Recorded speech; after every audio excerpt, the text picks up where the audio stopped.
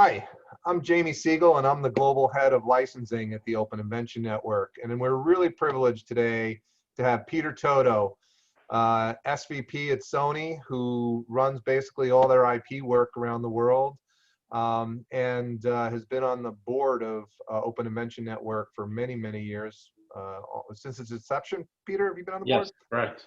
And Well, a few so left. we're really fortunate, and we're just going to take a few minutes to get some insights into Peter and Sony's perspective on Open Invention Network. Thanks for being here, Peter. Oh, you're welcome. Coming to you from snowy New Jersey, but it's good to talk to you from my home office. Great. Thanks so much. So let's kick it off so I don't take up too much of your time. So let's start off with the first question, which is, why did Sony create and join the Open Invention Network?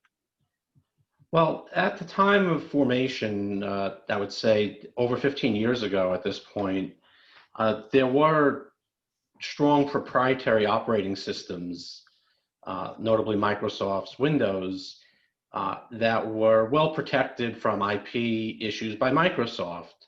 At the same time, Linux was gaining momentum, and Linux didn't have a similar protector or guardian.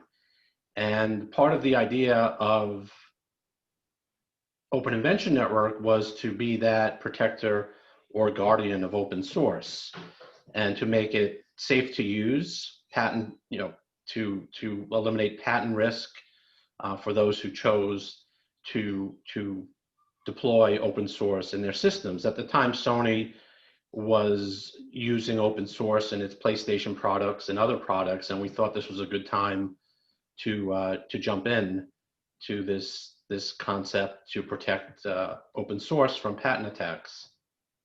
Great. So, we just passed a tremendous milestone, 15 years of the Open Invention Network.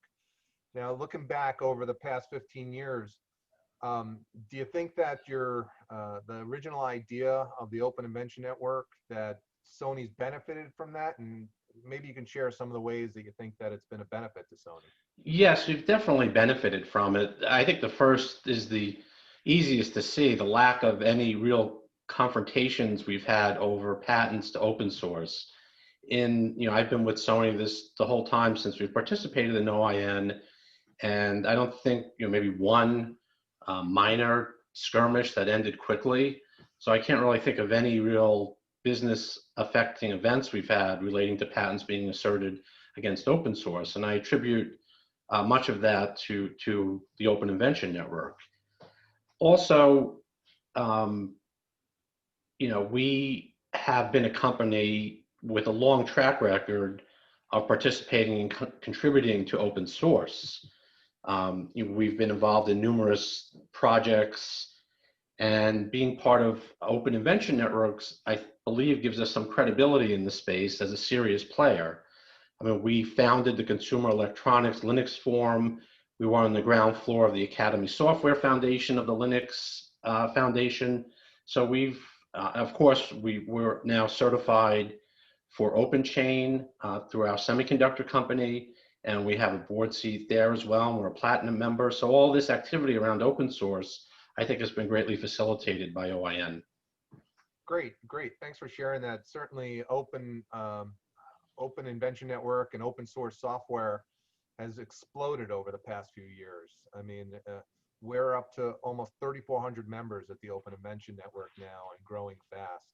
Just this morning, I was sharing with you, BMW and Square Enix both joined, key players in their respective. That's fantastic news, and I think under Keith Burgelt's stewardship and your hard work, we've really taken tremendous leaps forward. I remember in the early days, we would count licensees for a year, tens maybe, 15, 20 a year, and now we've moved up by orders of magnitude. I forget what the latest count is, but it's in the thousands. So that's been some progress we've made over time. Yeah, it's certainly a great group, and I'm privileged to be working with it. So let's just wrap up today with one final question. Or a request? Can you share some pearls of wisdom for companies that are considering joining the Open Invention Network, and maybe lay out a couple things for them to think about as a member, as they consider joining?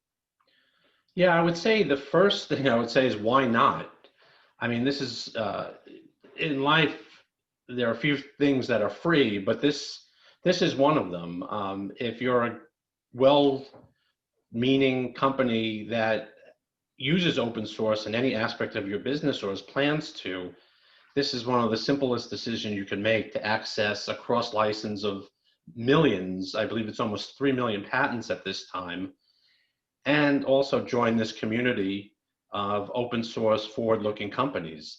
And in today's development world, you really can't go about it by yourself anymore. All companies have learned that collaboration is the key to success. And to collaborate, open source is the best platform, whether you're a bank, a consumer electronics company, an airline, an automotive company. Linux is there for your business in some way. So I believe that it's a rare company that wouldn't benefit from participating in OIN, accessing the fantastic cross license, and also being able to tap into the resources of OIN in the event of patent issues, general open source issues. So that's what I would say. Thanks. Yeah, it's really, as someone who's been now involved with OIN for almost 5 years, I have to say it's truly a unique organization. It's truly free, and it costs nothing. Thanks to companies like Sony and the other board members who contributed, but it's really served its purpose, and open source continues to surge. Well, thank you very much, Peter. I really appreciate you taking the time. And for those of you listening, I hope that this is going to be just a kickoff of a regular series of interviews with members at Open Invention Network to help you make your decisions for potential new members to join OIN. So thank you, Peter. Thank you.